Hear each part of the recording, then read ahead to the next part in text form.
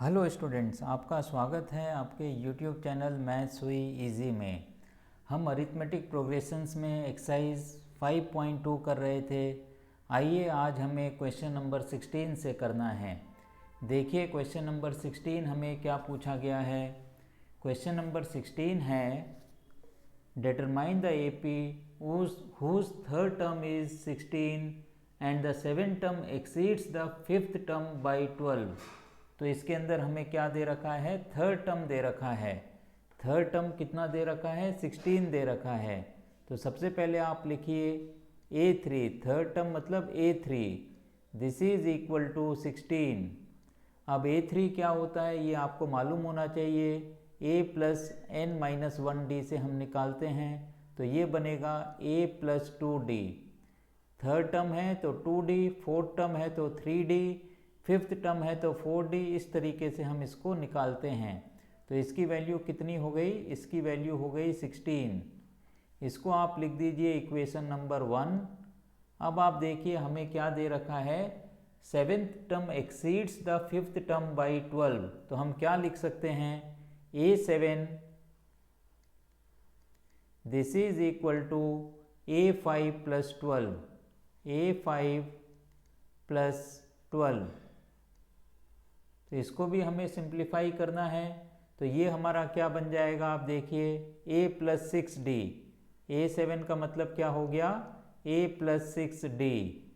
और इधर आप देखिए A5 का मतलब होता है A प्लस 4d। तो यहाँ आप लिख लीजिए A प्लस 4d। ये A5 की वैल्यू है और इधर प्लस 12 है, इसको एज इट इज़ हमने लिखने दे दिया। इधर भी आप चाहो तो ब्रैकेट लगा लीजिए।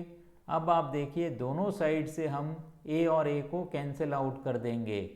हमने A और A को कैंसिल आउट किया है तो हमें क्या मिल जाएगा, 6d minus 4d is equal to 12। तो ये हमें मिलता है 2d इज इक्वल टू 12। तो इससे हमें d की वैल्यू मिल जाती है। d की वैल्यू हमें कितनी मिलेगी, d इज इक्वल टू 6। ये हमें d की वैल्यू मिलती है। इस d की वैल्यू को आप इक्वेशन नंबर 1 में सब्स्टिट्यूट कर दीजिए। इसको आप लिखिए इक्वेशन नंबर 1। तो ये हमारी इक्वेशन नंबर 1 है। इसके अंदर हम d की वैल्यू सब्स्टिट्यूट करेंगे। तो यहाँ पर आप लिखिए फ्रॉम इक्वेशन नंबर 1। तो हमें क्या मिलता है, a प्लस 2d, इसका मतलब 2 into 6, this is equal to 16।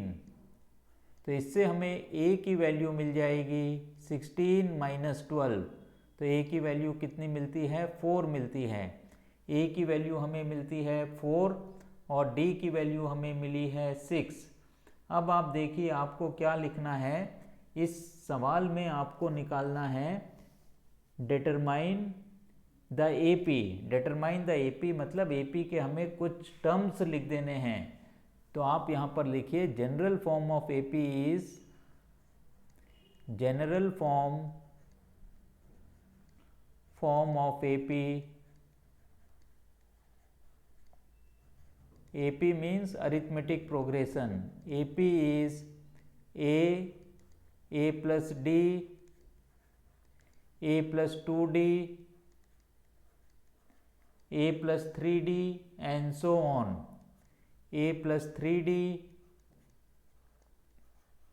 And so on. अगर हम 3 या 4 टर्म लिख देते हैं वो सफिशियंट है। a की वैल्यू कितनी है, हमने यहाँ पर लिख दिया 4। इसके बाद हम लिखेंगे 4 प्लस 6। इसके बाद हम लिखेंगे 4 प्लस 2 इंटू 6। इसके बाद हम लिखेंगे 4 plus 3 into 6 and so on. तो ये देखिए ये टर्म्स हमारे क्या बन जाएंगे, 4 प्लस 6 इज 10। अब आप चाहो तो इसी के अंदर आप 6 ऐड करते चल सकते हो। तो 10 में अगर हम 6 ऐड करेंगे तो हमें 16 मिलेगा। वही आपको 4 प्लस 2 इंटू 6 से मिलेगा। अगला टर्म क्या हो जाएगा, 22। 16 में 6 ऐड करेंगे 22 मिलेगा, या 4 प्लस 3 इंटू 6 करोगे तो वो भी हमें क्या मिल जाएगा, 22 मिलेगा। तो ये आपके लिए AP डिटरमाइन हो गई है, जो आपको इस सवाल के अंदर निकालनी थी। आइए अब हम करते हैं क्वेश्चन नंबर 17। देखिए क्वेश्चन नंबर 17 में हमें क्या पूछा है, find the 20th term from the last term of the AP 3, 8, 13 dot dot dot up to 253। तो हमारे पास जो AP के टर्म्स हैं वो क्या टर्म्स हमें दे रखे हैं, 3, 8, 13। तो यहाँ पर आप लिखिए 3, 8, 13 और हमें क्या दे रखा है लास्ट में, लास्ट टर्म हमें इसके अंदर दे रखा है 253। तो ये टर्म्स हमारे AP के अंदर हैं। अब हमें लास्ट से इसके अंदर 20th टर्म निकालना है। तो सबसे पहले आप इसके अंदर लिखिए जो लास्ट टर्म हमारा है L is equal to 253। Last term तो इसके अंदर 253 है, L का मतलब लास्ट टर्म। अब आप देखिए इसके बाद हम क्या लिखेंगे, D की वैल्यू निकालेंगे। D की वैल्यू कैसे निकालते हैं, second term minus first term, 8 minus 3। तो 8 माइनस 3 कितना मिल जाएगा हमें, D की वैल्यू हमें मिलेगी 5। अब आप लिखिए 20th term from the last term. अब हम क्या लिखेंगे, 20th term from last term.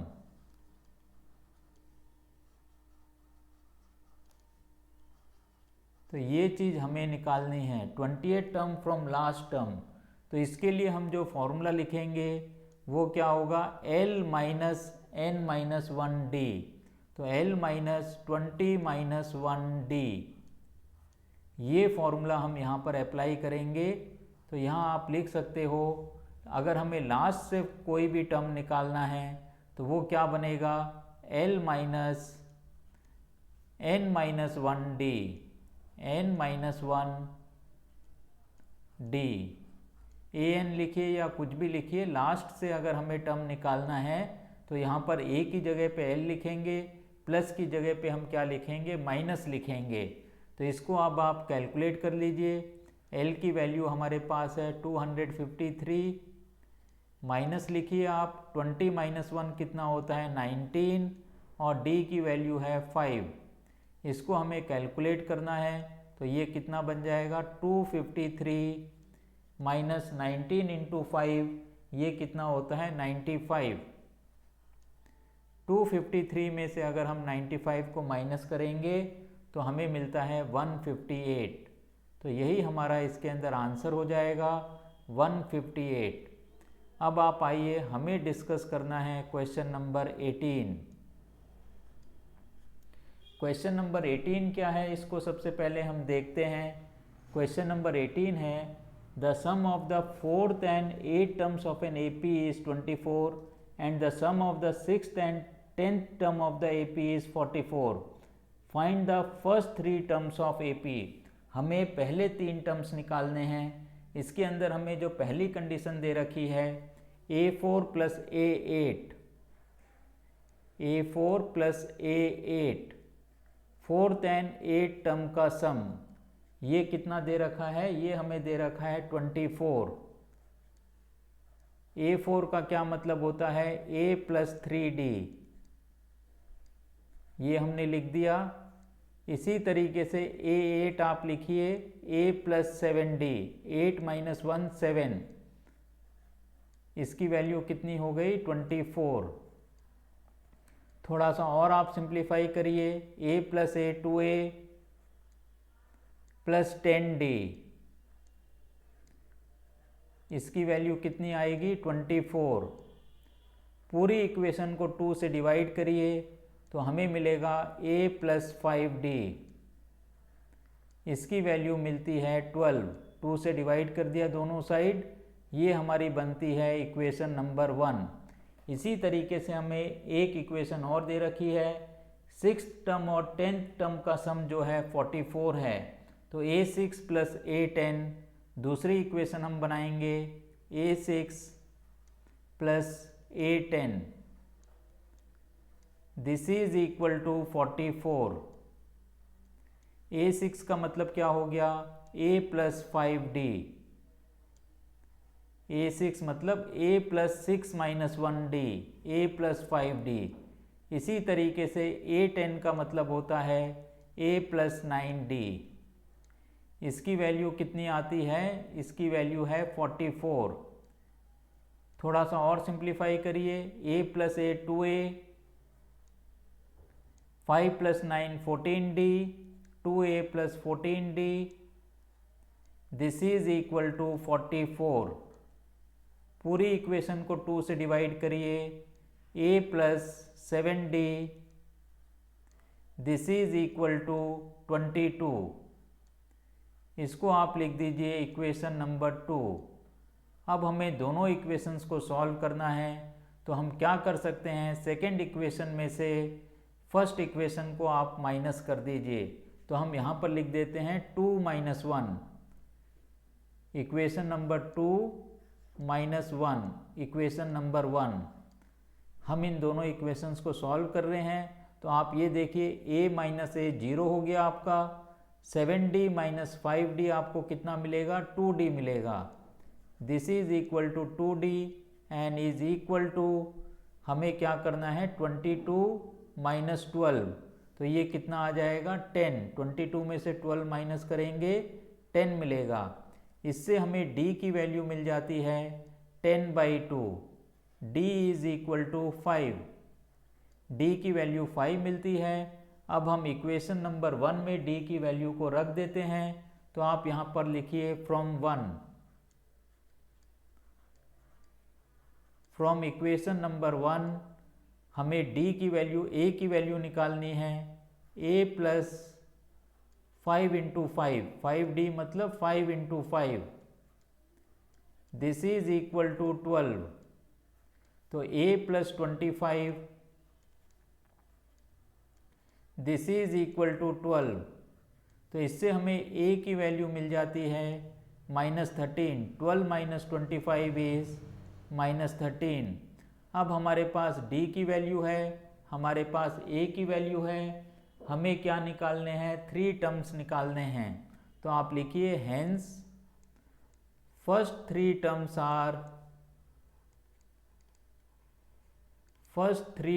Are, पहले 3 टर्म्स इस AP के हमें निकालने हैं।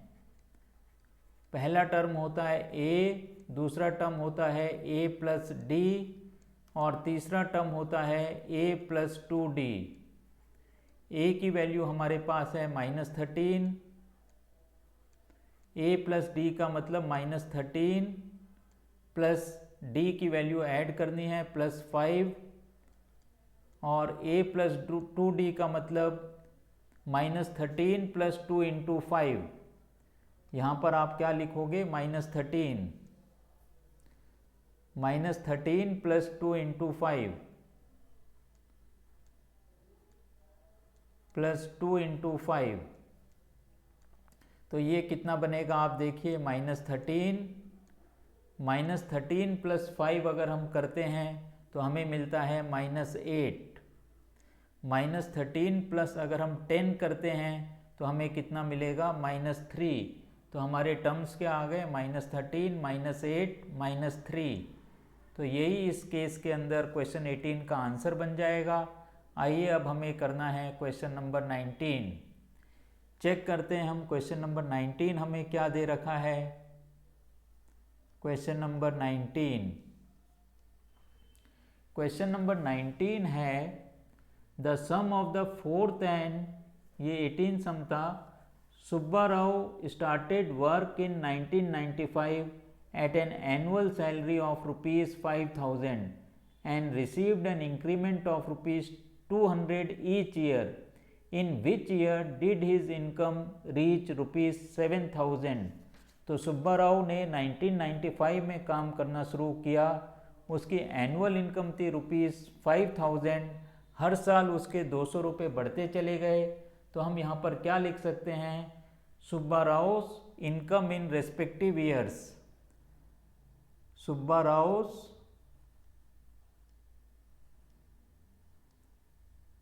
राव एनुअल इनकम, सुब्बा राव की annual income, ANNUAL, annual income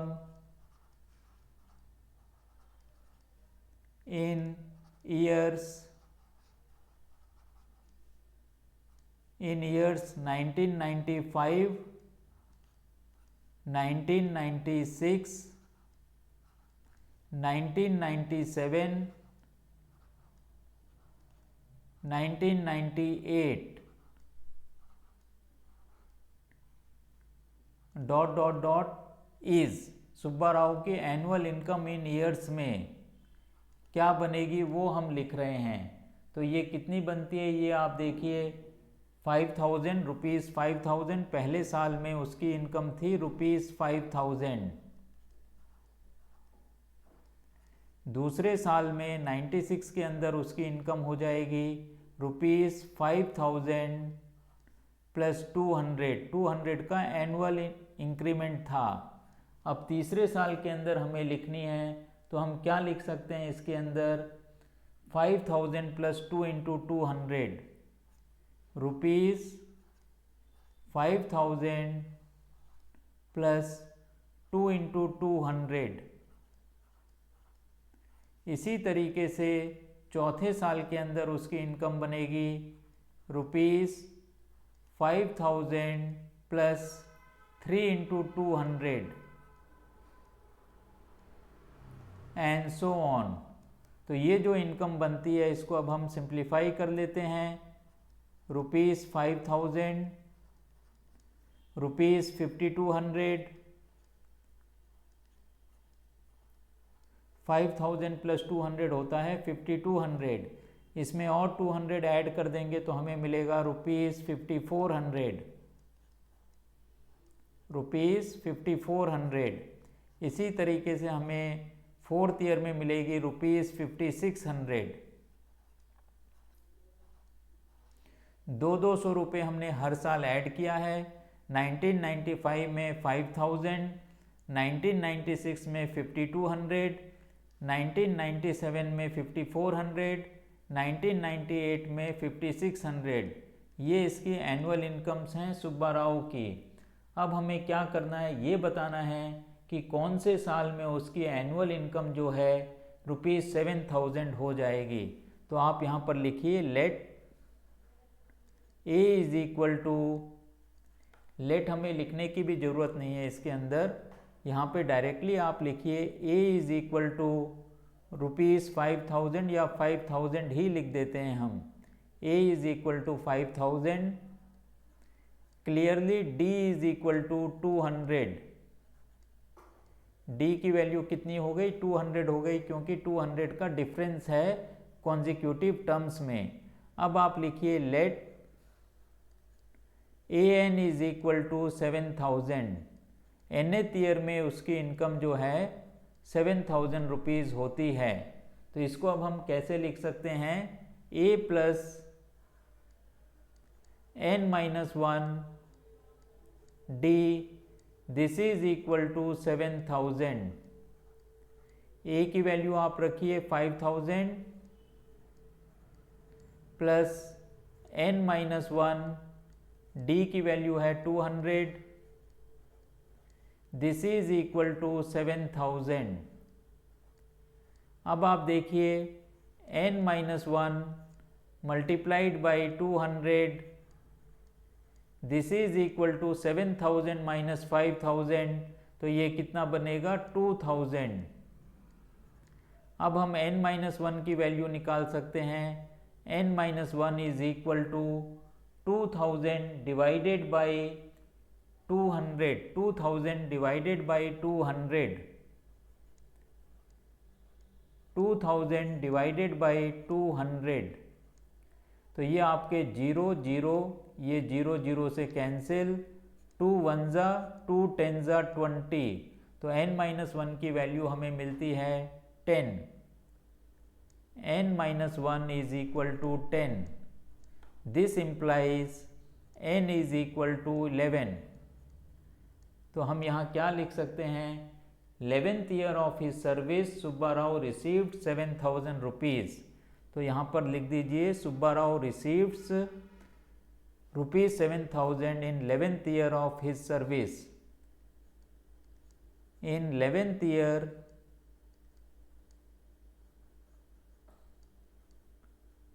of service, Subbarao received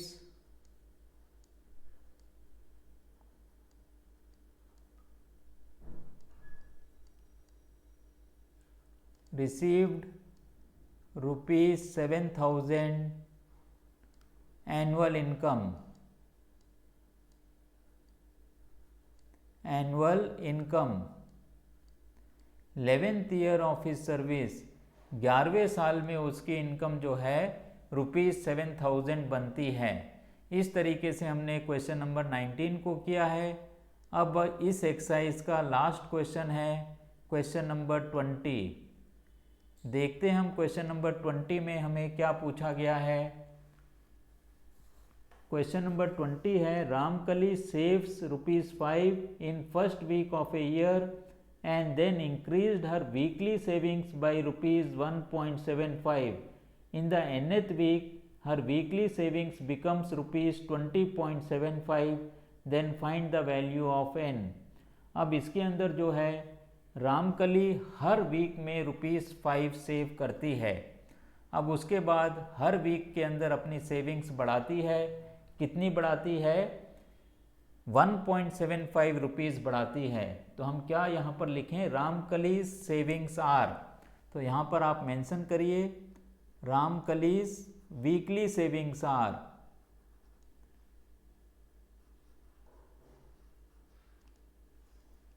रामकलीज weekly savings are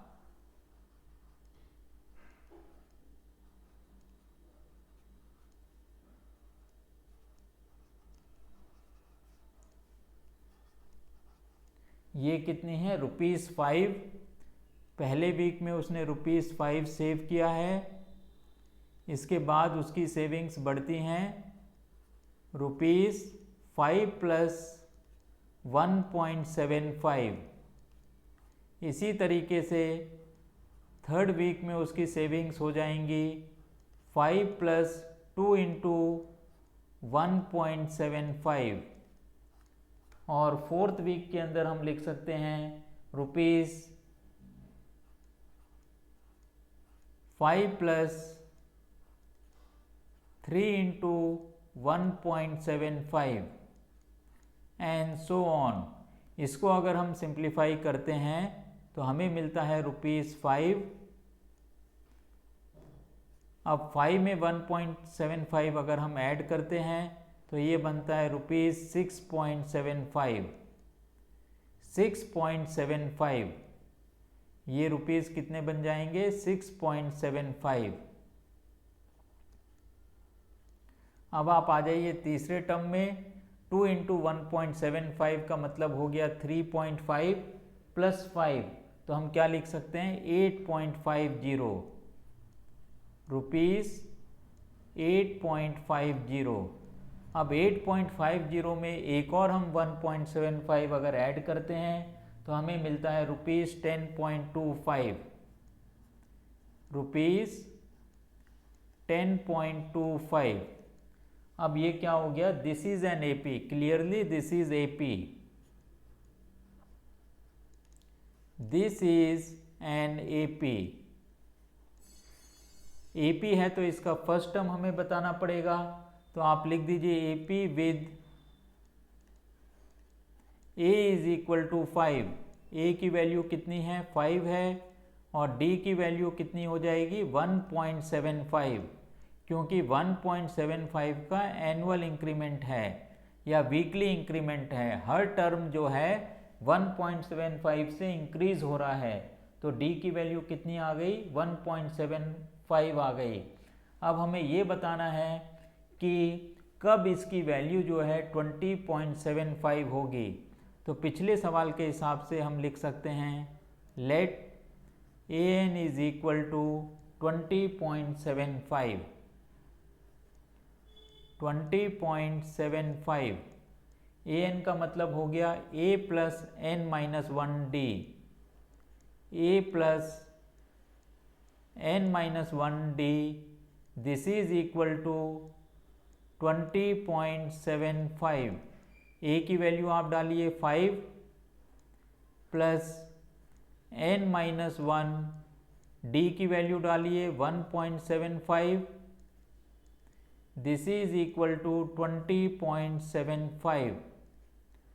अब 5 को आप राइट हैंड साइड में लेके चले जाइए तो हमें क्या मिलेगा, n माइनस 1 मल्टीप्लाइड बाई 1.75। 20.75 में से 5 अगर हम माइनस करते हैं तो हमें कितना मिलेगा, 15.75। 15.75। अब आप n माइनस 1 की वैल्यू निकालिए, ये कितनी आ जाएगी, 15.75 divided by 1.75। Decimal decimal cancel हो जाएगा तो ये कितना बनेगा, 1575 डिवाइडेड बाई 175।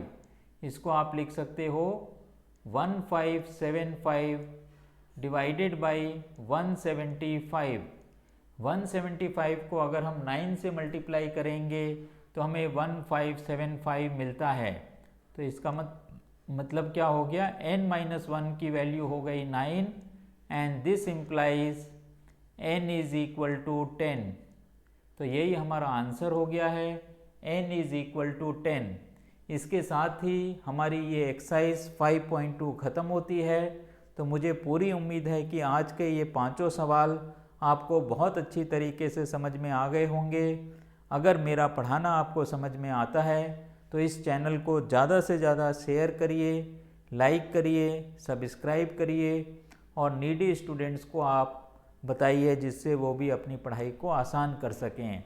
आप बेल आइकन भी दबा दीजिए जिससे मेरे नए वीडियोस आएंगे तो आपको एक नोटिफिकेशन मिल जाएगा। तो इसके साथ ही हम आज की क्लास को यहीं समाप्त करते हैं। Have a nice day.